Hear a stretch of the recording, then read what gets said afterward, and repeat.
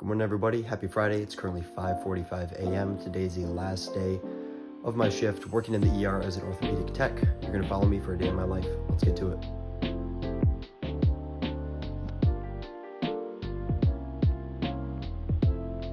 So a typical day for me starts at 7 a.m. It's currently 6:45. I left my home at about 6 a.m. Because I commute, it takes about 45 minutes. I always leave an hour early to give myself that extra bit of time to still walk there and still get there a little bit early. With my time starting at 7 a.m., I get out at about 5 p.m., so it takes me about 10 hours for a shift, 9.5 to 10, depends on how many patients we have and how much restocking we have to do for the stuff that we use during the day at the end of the day. So because of problems filming in the hospital, I'm going to be pretty much just talking about what I'm going to see. Afterwards, give you stories, give you some pictures, some diagrams, stuff like that, explaining the cases that I saw without giving too many patient details away. But because of filming issues in the hospital with both HIPAA and specific hospital rules for no filming, it's going to be pretty tough to get any clips. So I'm probably going to talk to you guys at lunch and then back here at the end of the day. Let's get to it.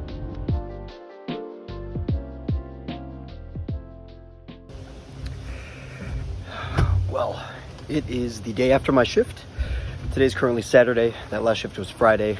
And we saw a lot of amazing, interesting first-time cases for somebody like myself who's only been there about 3 weeks.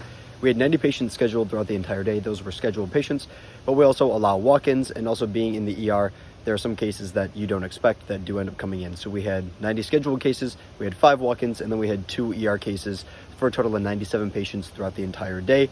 From our scheduled time of roughly 7 a.m. until 4:30 p.m. However, I was there until 6 p.m. because again, ER cases also sometimes take longer than expected. And even though that was my official clock out time when my shift ended, I stayed there as long as necessary in order to complete whatever we were doing for that case.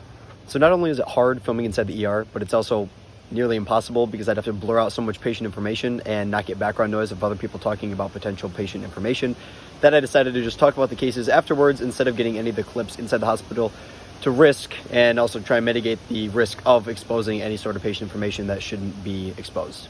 So the very first case that I saw in the ER that was new to me was a supracondylar humerus fracture. This required a reduction with the physician assistant or the PA that I was working alongside that week. I was the one who assisted, as well as had another person who assisted, just because I hadn't been there long enough where I was able to do it on my own with her, that we had 2 of us as orthopedic techs assisting the PA. So I'll put a picture up on the screen right now of what they kind of do for a humerus reduction. For the supracondylar humerus fracture, they kind of had some traction that was pulled either by the hands directly with gloves on or by a little towel wrapped around the bicep, applying that traction, meaning the opposite direction being pulled, so that the PA could then manipulate the bone in whatever way is needed in order to put that humerus back in place. Now, for it being the first time I'd seen that, I'd seen a reduction before, but I had seen a tibia and fibula reduction, but never something in the upper arm. And so it was very swollen, very bruised, very inflamed. The pictures that I'm putting up for these are not the pictures of the patient, obviously. Not that I'd have access to those anyways, but they're just going to be generic ones that I found online that I assume the other providers or websites have gotten permission for. So that being said, it was very bruised, very inflamed. So seeing it for the first time was kind of eye-opening. And it's kind of graphic, honestly, because people think sometimes that it's a very meticulous field or meticulous job to do that kind of thing, but it's actually kind of graphic what they need to do in order to get this bone reduced or put back in place. The second patient that I had wasn't actually in the ER, but that was new to me, was a scoliosis patient. They came in with something called kyphoscoliosis. So kyphosis is when you're leaning forward with your spine, and scoliosis obviously left and right. And so that was something that was new to me because I'd seen a scoliosis patient before, but that was just generic scoliosis, and kyphoscoliosis is something a little more specific. I asked if I could see the x-rays from the MD that was in at that time, and he said I was more than welcome to sit in on the patient. He was doing a pre-op for a surgery they were going to do, a very, extensive surgery. It had a long name.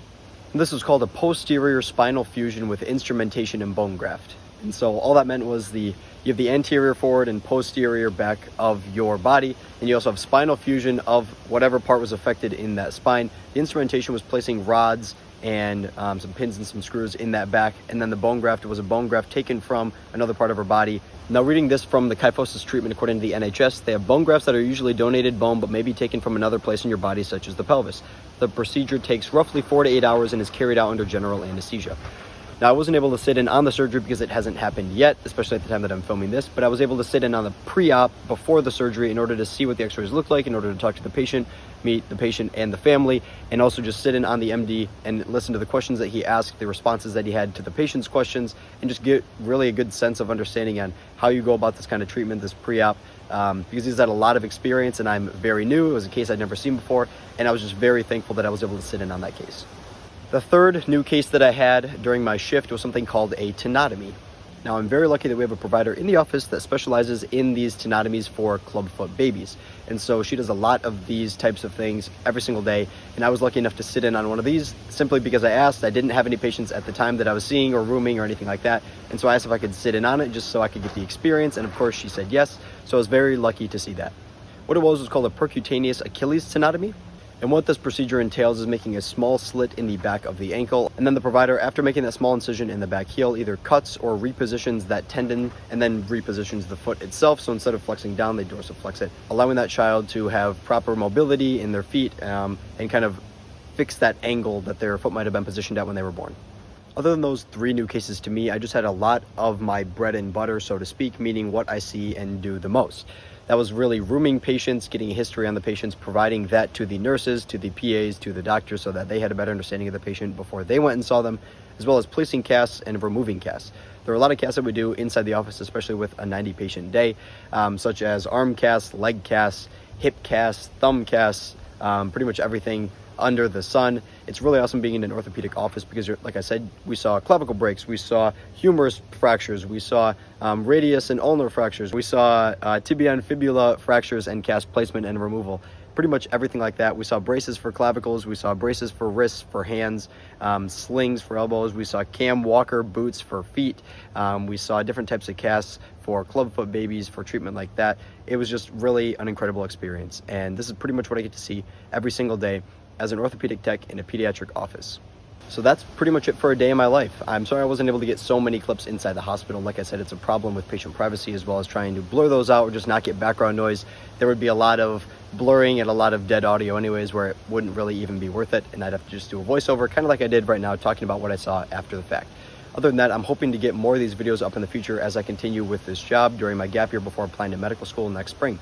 That being said, if you did enjoy, drop a like on the video down below and subscribe to the channel so you don't miss out on any future content I have coming. And other than that, I will see you all in the next one. Peace.